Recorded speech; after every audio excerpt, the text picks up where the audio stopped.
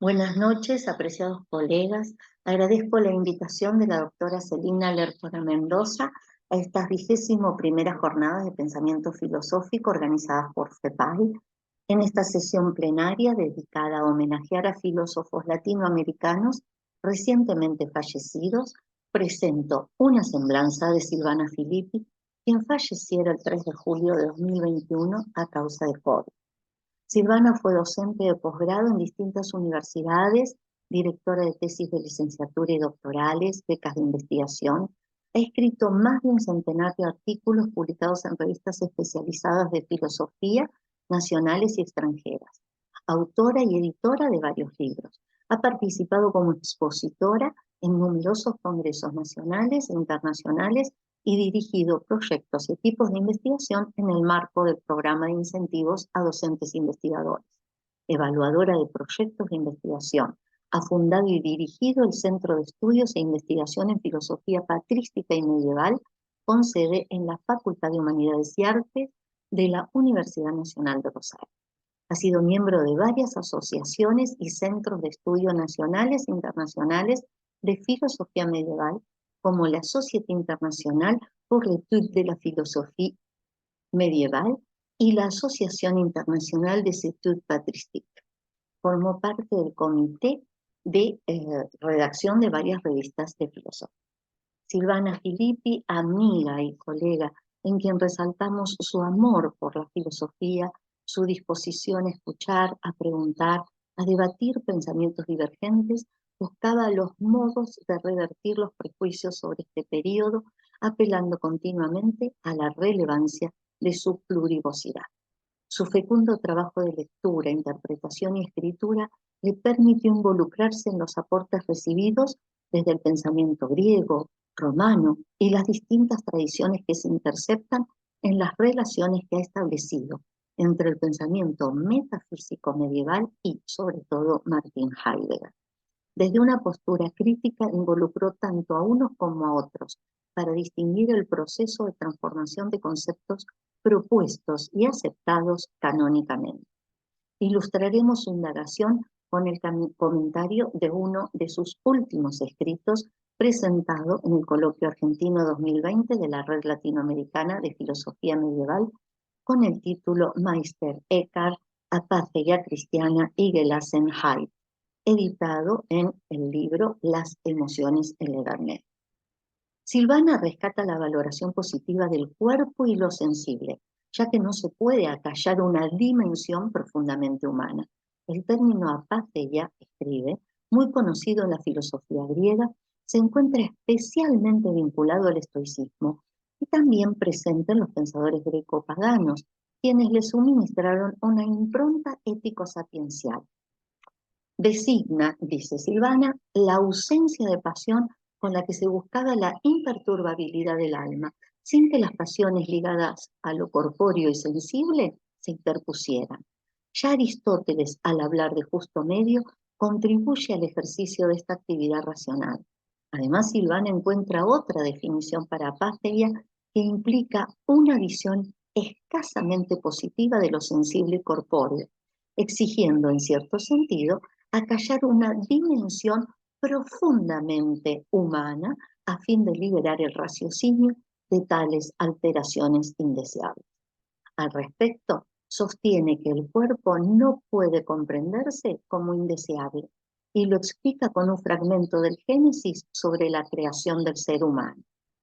Dios tomó el barro y lo modeló para luego insuflarle el espíritu de vida. Por ello el ser humano es carne viviente.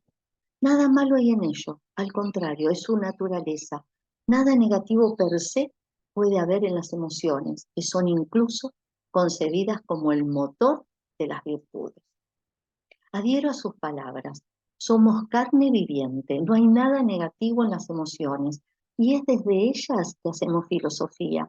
No podemos pensar nuestra disciplina sin amor, eros, filía. Por lo tanto, es importante tener presente la concepción bíblica del ser humano como carne viviente, para no proclamar la exclusión de las emociones como obstáculos para la razón, ya que es una naturaleza dispuesta por Dios y, por lo tanto, dice Silvana, el pecado no reside en el cuerpo, sino en negarse persistentemente a escuchar la palabra divina. La voluntad de la carne no indica una concepción negativa de la materia.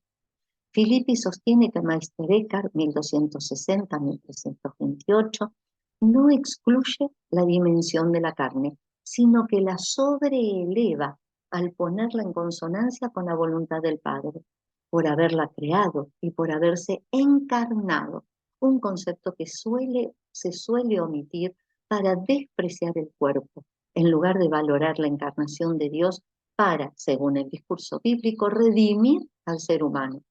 Por eso, sostiene Silvana, si no son desordenadas o expresión de un alma corrompida por el pecado, nada negativo per se puede haber en las emociones, que habrían de considerarse el motor de las virtudes. Así, según se comprende, entre los seres humanos, dice Silvana, no habría justicia sin una ira provocada por lo malo, ni solidaridad o amabilidad sin el sentimiento de compasión.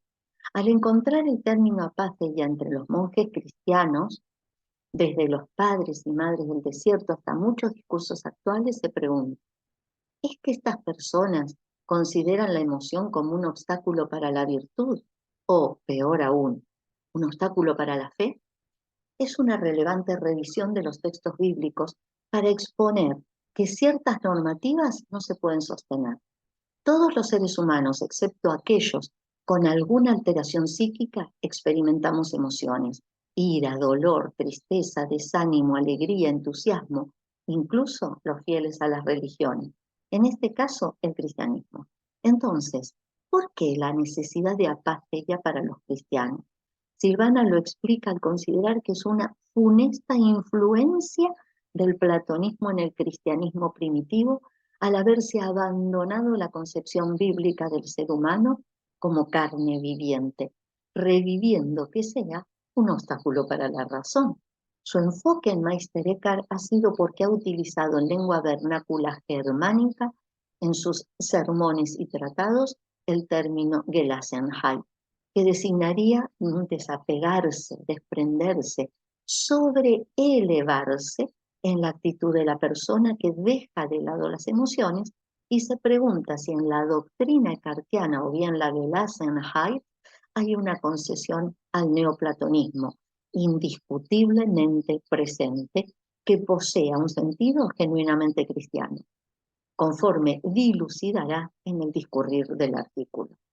Meister Eckhart se orienta a alcanzar la unión con Dios, y será solo cuando logre el desapego de las cosas circundantes y de sí mismo cuando acceda al fondo del alma y con ello a esa unión tan deseada, como también proponía Margarita Porete, muerta en la hoguera en 1310, sin intermediario entre el alma y Dios, salir completamente de sí mismos y, como afirma Eckhart, no perseguir ni bien, ni gloria, ni aprobación, ni placer, ni interés, ni devoción interior, ni santidad, ni recompensa, ni reino de los cielos, liberarse de todo eso.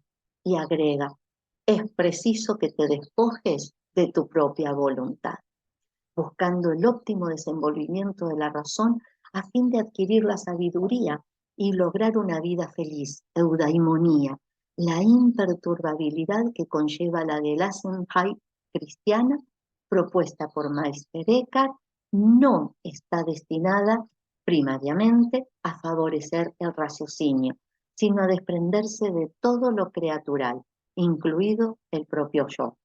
Para Eckhart, sostiene Silvana, la criatura ha de acabar para que Dios comience a ser, anihilarse y así regresar a su origen. De todos modos, Eckhart siente que en algún sentido aún sigue ligado a las criaturas. Silvana escribe que Eckhart comprende el carácter problemático de sus expresiones y reconoce que tal actitud y desprendimiento no es propio de todos, ya que, afirma Eckhart, son millares las personas que han muerto y están en el cielo sin haberse despojado jamás por completo de su voluntad. Su propósito en la mentada comunicación fue esto que vamos a compartir ahora que sostiene en su conclusión. Compartir el significado de la paz cristiana y, en particular, de la Gelassenheit eckartiana, que sin duda conlleva una suerte de imperturbabilidad, un desapego respecto de las criaturas en general, pero también y especialmente respecto de la propia condición criatural del hombre singular, cuyas emociones quedan completamente relativizadas en pos de la absoluta confianza y el abandono en Dios. Continúa Silvana. En relación con ello, lo primero que salta a la vista es que la apatheia cristiana conserva una cierta analogía externa con la apatheia de los filósofos griegos. Pero, como ya advertimos, su finalidad y sentido han cambiado por completo.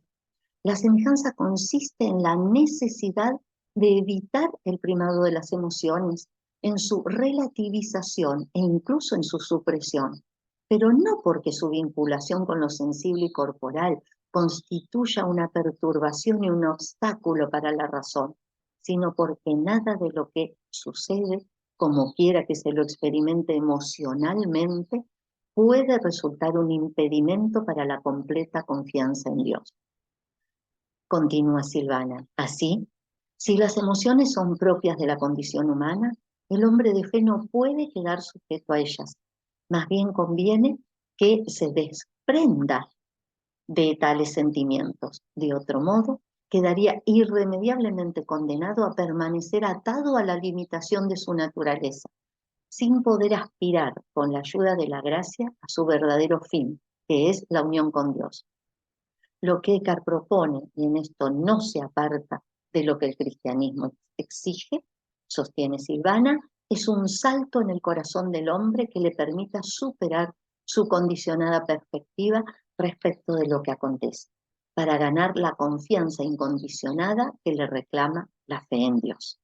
Allí está en juego no el contraste entre lo sensible y lo racional, como querían los estoicos, sino entre lo creatural y lo divino, que invita a los hombres a un camino ascensional hasta hacerse uno con Dios en el completo abandono del amor. Muchas gracias, doctora Filippi, in memoriam, por darnos que pensar. Muchas gracias a todos.